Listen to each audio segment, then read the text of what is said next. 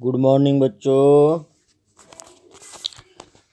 कल हमने पृथ्वी की आंतरिक संरचना के अंतर्गत पढ़ा कि पृथ्वी आज भी अंदर से कैसी है। तो हमने जाना कि पृथ्वी आज भी अंदर से गर्म है और पृथ्वी की परतें कितनी हैं इसके विषय में जाना। पृथ्वी अंदर से 3 परतों में विभाजित है: भूपर्पटी, मैंटल और क्रोड।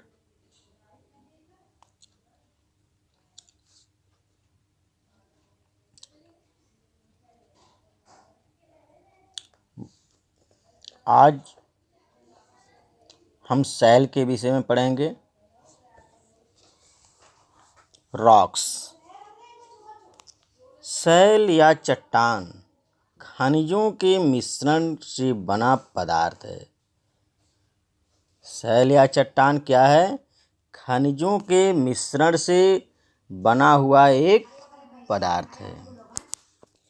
ये विभिन्न आकृतियों, आकारों एवं रंगों में पाई जाती है। ये पत्थर की तरह कठोर और मिट्टी व रेत की तरह मुलायम भी हो सकती है।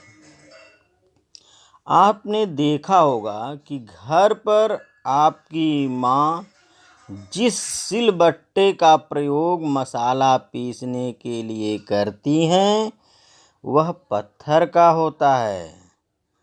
आप छोटी कक्षा में जिस स्लेट पर लिखते रहे हैं वह भी पत्थर की ही बनी होती है। आपके गांव के लोग जिस भूमि पर खेती करते हैं ये सभी सैल या चट्टानों के अलग अलग प्रकार हैं।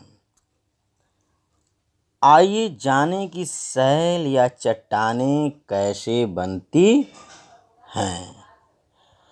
तो निर्माण के आधार पर सैलें 3 प्रकार की होती हैं। कितने प्रकार की होती हैं? 3 प्रकार की होती हैं। सैल के प्रकार। सैल 3 प्रकार के होते हैं। नंबर 1 आग्नेय सैल, अवसादी सैल और रूपांतरित सैल। तो आग्नेय सैल के विषय में जानेंगे हम। देखिए, आग्नेय लैटिन शब्द इग्निस का रूपांतरण है। किसका रूपांतरण है आग्नेय? लैटिन शब्द इग्निस। इग्निस का अर्थ है आग। इग्निस का अर्थ क्या है? आग है। आप चित्र में देख सकते हैं आग्नेय चट्टान के प्रकार एवं उत्पत्ति।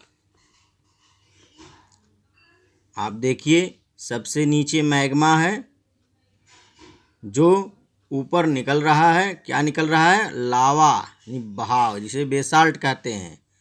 और बाएं साइड में देखिए ये ग्रेनाइट है। ठीक है। तो चित्र में देखिए उड़ती हुई राख। क्या उड़ रही है? राख और धुआं जैसा पदार्थ निकलता दिखाई पड़ रहा है। चित्र में क्या दिखाई दे रहा है?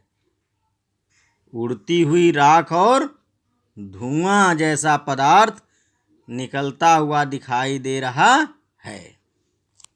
आग्नेय सैलों की रचना इन्हीं भूगर्भ से निकलने वाले तत्वों और तरल पदार्थों के ठंडा होकर जमने के फलस्वरूप हुई है।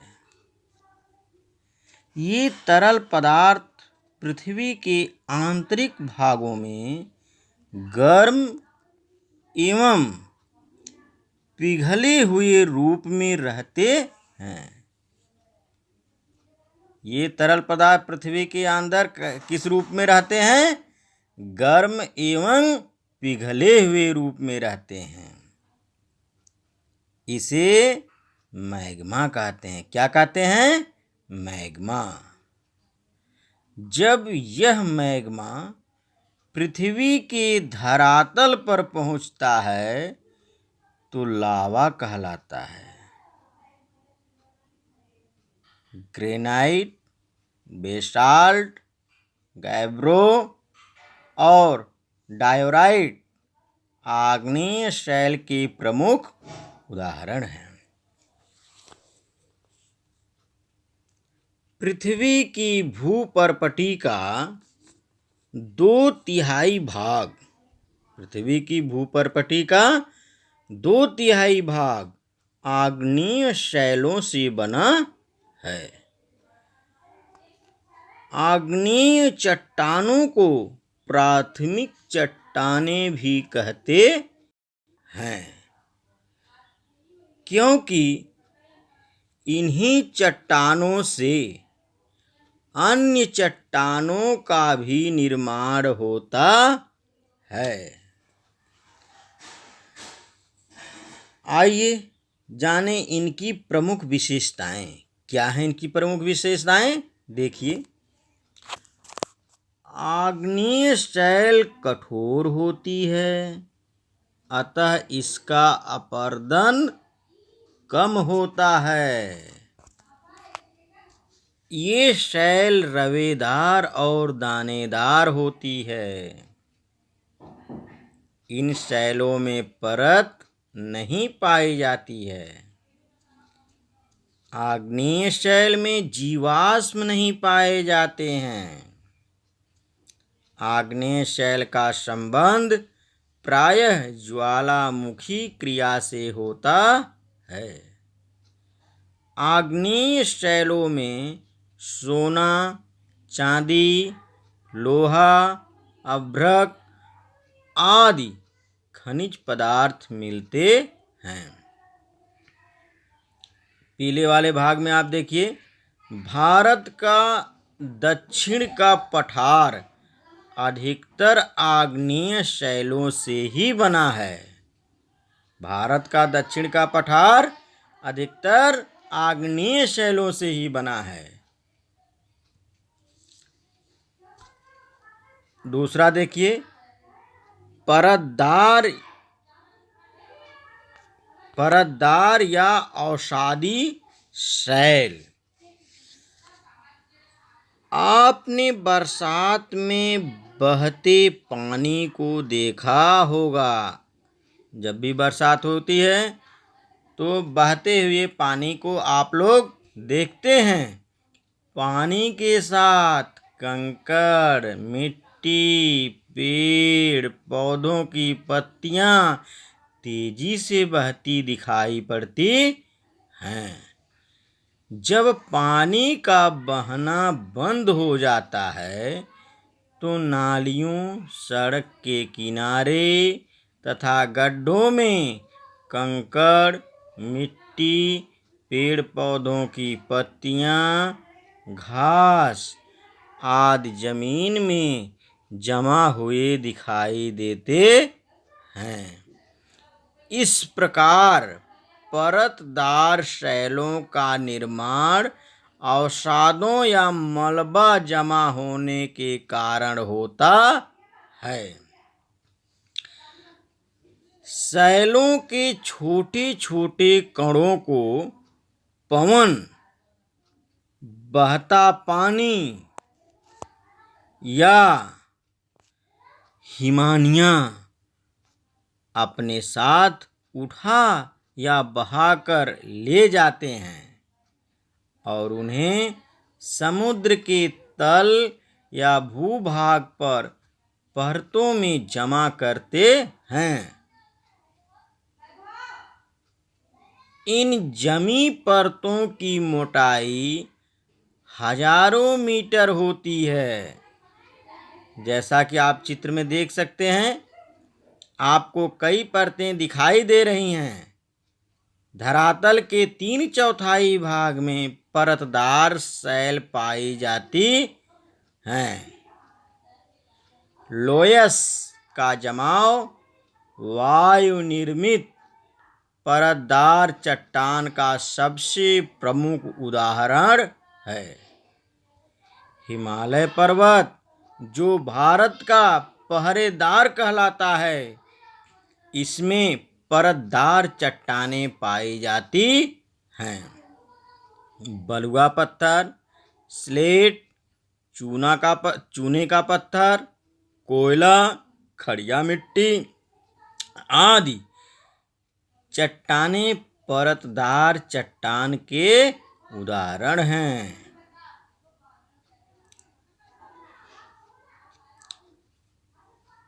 आप देखिए, बाढ़ या बरसात का पानी हटने के बाद अपने गांव में, कस्बा में, नगर की नदी या तालाब के किनारे को आप देखिए, आपको वहाँ पर नई मिट्टी, कण या पेड़ पौधे के टूटे टुकड़े या अन्य पदार्थ जमे हुए दिखाई पड़ेंगे। यही धीरे धीरे परत दर परत के रूप में जमते चले जाते हैं। इसी तरह परतदार शैलों का निर्माण होता है। उदाहरण में चित्र में आप देख सकते हैं, चाक या खड़िया मिट्टी, बलुआ पत्थर, ये देख सकते हैं, दाहिने साइड है। अब आप परतदार शैलों की विशेषताएं देखिए। नंबर 1, परतदार शैल का निर्माण चट्टान चूर्ण तथा जीवावशेषों एवं वनस्पतियों के एकत्रीकरण से होता है। अतः परतदार शैल में जीवाश्म पाए जाते हैं। दूसरा देखिए, परतदार शैलों में परतें पाई जाती हैं, परंतु ये शैल रवेदार नहीं होते हैं। तीसरा, परतदार शैल प्रायः मुलायम होती है, जैसे चीका मिट्टी, पंख, परंतु कुछ चट्टानें कड़ी भी होती हैं, जैसे बलुआ पत्थर। चौथा, परतदार चट्टानों में खनिज तेल, कोयला एवं अन्य प्रकार के बहुमूल्य खनिज पाए जाते हैं। तीसरा, रूपांतरित शैल। आइए रूपांतरित शैल के विषय में जानें। इसका निर्माण कैसे होता है, कैसे बनता है। देखिए, रूपांतरित शैल जैसा कि शब्द रूपांतरण से पता चलता है कि ये चट्टानें अन्य चट्टानों के रूप परिवर्तन के फलस्वरूप निर्मित होती है। परतदार शैल तथा आग्नेय शैल में दाब और ताप द्वारा परिवर्तन के फलस्वरूप रूपांतरित शैल का निर्माण होता है।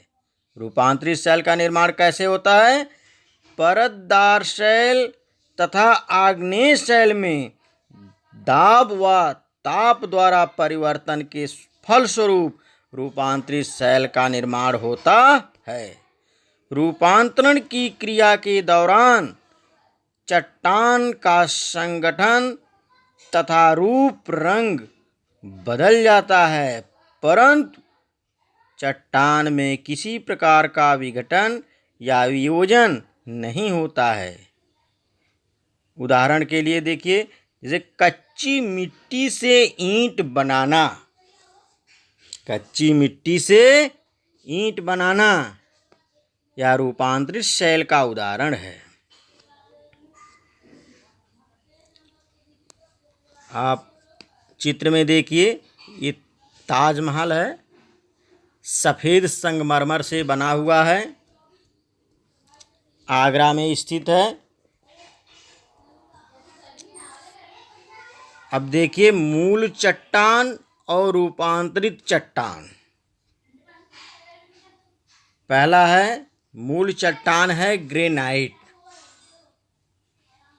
और ये रूपांतरित यानी बदला हुआ रूप क्या है, इसे क्या कहते हैं, नीश।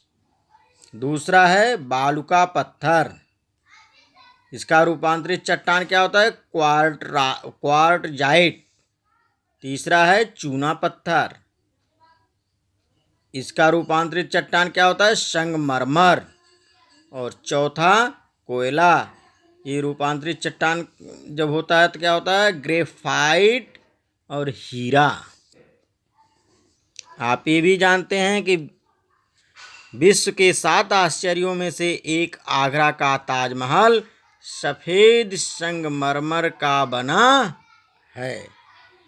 रूपांतरित शैल की विशेषताएं देखिए, रूपांतरित शैल की क्या विशेषता है। रूपांतरित चट्टानें ताप व दाब के द्वारा बनती हैं। इन चट्टानों में कठोरता अधिक होती है, जिससे ये चट्टानें जल्दी नहीं टूटती हैं। ये चट्टानें मूल्यवान पत्थर, संगमरमर से लेकर हीरा, नीलम, माणिक जैसे रत्न प्रदान करते हैं। ठीक, पाठ समाप्त हो गया। आप लोग पूरा पाठ पढ़ लीजिएगा, पढ़िए और घर से भी पढ़ के आइए। कल इसका हम प्रश्नोत्तर लिखाएंगे। धन्यवाद।